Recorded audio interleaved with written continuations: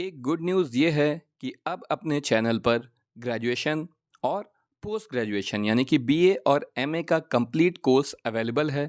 अगर आप ये वीडियोस चाहते हैं तो नीचे दिए गए नंबर पर कांटेक्ट कर सकते हैं। Hello friends, welcome again. मैं हूं अर्पित और आज हम जिस पोएटिक डिवाइस को डिस्कस करेंगे वो है टोन।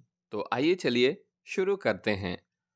टोन एक ऐसा लिटरेरी डिवाइस है जिससे हमें उस सब्जेक्ट पर ऑथर के एटीट्यूड के बारे में पता चलता है जिस पर वो लिख रहा है।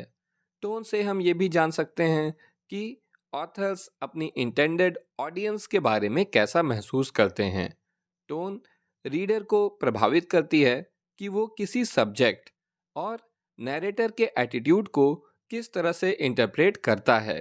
साथ ही साथ वो राइटिंग के किस पार्ट को मोस्ट इम्पॉर्टेंट समझता है। रीडर्स को टोन पर ध्यान देना चाहिए, स्पेशली जब वो किसी लिटरेरी वर्क को एनालाइज कर रहे हों। किसी भी लिटरेरी वर्क में टोन का क्रिएशन बहुत ही इम्पॉर्टेंट है और यहाँ हम उन तरीकों को डिस्कस करेंगे जिनसे राइटर्स डिज़ायर्ड टोन को हासिल करते हैं। पहला है वर्ड चॉइस, जैसे कि आम बोलचाल की भाषा, स्लैंग वर्ड या फिर फॉर्मल लैंग्वेज। तो स्लैंग वर्ड आप जानते ही होंगे। स्लैंग वर्ड का मतलब होता है कि जैसे मान लीजिए मुझे आपसे कहना है कि यहाँ से चले जाओ, देन आई कुड से चल फुट ले। तो जो लोकल लैंग्वेज होती है, जो लोग बहुत ऐसे यूज़ करते हैं थोड़े रफ तरीके से, वो है स्लैंग लैंग्वेज। और फॉर्मल लैंग्वेज तो आप सभी को मालूम है, उसके बारे में बताने की ज़रूरत नहीं है। तो नेक्स्ट है फ्यूगरेटिव लैंग्वेज। फ्यूगरेटिव लैंग्वेज जिसमें मेटाफर्स, सिमिलीज, हाइपरबोल वगैरह का इस्तेमाल किया जाता है। इनसे रीडर्स को ये समझने में मदद मिलती है कि स्पीकर किसी चीज़ के बारे में क्या फील करता है। अगला है सेंटेंस का स्ट्रक्चर। सेंटेंस की लेंथ, एक्टिव और पैसिव वॉइस का इस्तेमाल और वर्ड्स के अरेंजमेंट के थ्रू सेंटेंस स्ट्रक्चर रीडर को प्रभावित करता है कि वो राइटर और उसके सब्जेक्ट के बारे में क्या सोचता है।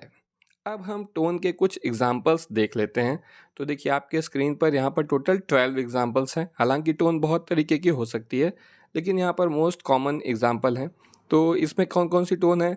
एग्रेसिव है, अप्रिशिएटिव है, critical, defensive tone, depressing tone, evasive, formal, gullible और इनक्रेडुलस टोन है, आयरनिक, सेंटिमेंटल और वर्ड वियरी। तो ये बहुत सारे से एग्जाम्पल हैं। ज़्यादातर इन्हीं टोन का इस्तेमाल किया जाता है।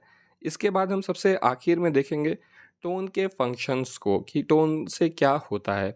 तो टोन के फंक्शन में टोन जो है पोइट्री की एक बहुत ही इम्पॉर्टेंट पार्ट है और बिना टोन के पोएम में वर्ड्स मीनिंगलेस और पर्पसलेस होते हैं। यानी कि आप चाहे जितने अच्छे अच्छे वर्ड डाल लें, चाहे जितनी अच्छी अच्छी फीलिंग्स डाल लें, लेकिन अगर पोएम की टोन उन फीलिंग्स के अकॉर्डिंग नहीं है तो फिर पोएम कोई पसंद नहीं करेगा। तो एक तरह से देखा जाए तो टोन पोएम की सोल होती है।